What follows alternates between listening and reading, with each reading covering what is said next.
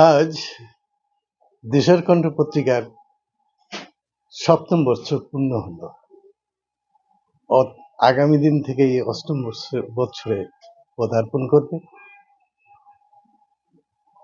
পত্রিকার মান এবং অন্যান্য সম্পর্কে অনেকেই বলেছেন, সেদিকে আমি যাব না। তবে সাহিত্য পাতা এই সংক্রান্ত কিছু বলতে চাই।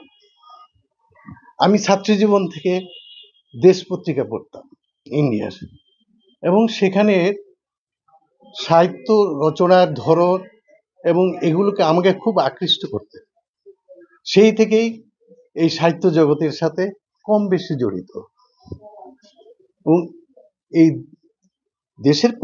দেশের কণ্ঠে আমি সেই স্বাদটা যেন পাচ্ছি, এবং বিশেষ করে কবি নাসির আহমেদ ভাই এবং সম্পাদক আলমগীর হোসেন, ওনাদের ঐকান্তিক চেষ্টা এবং এই পত্রিকাটা যে 7 বছর যে মানে বেরিয়েছে, আমি তাদের সবাইকেই এবং এর সাথে জড়িত যারা সবাইকে আমি ধন্যবাদ জানাই।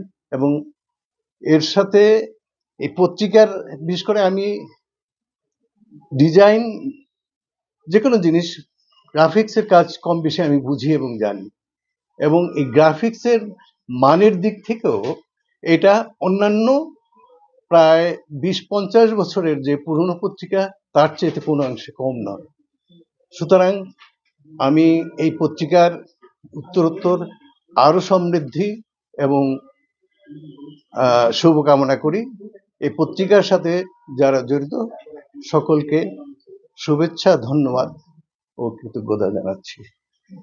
ধন্যবাদ।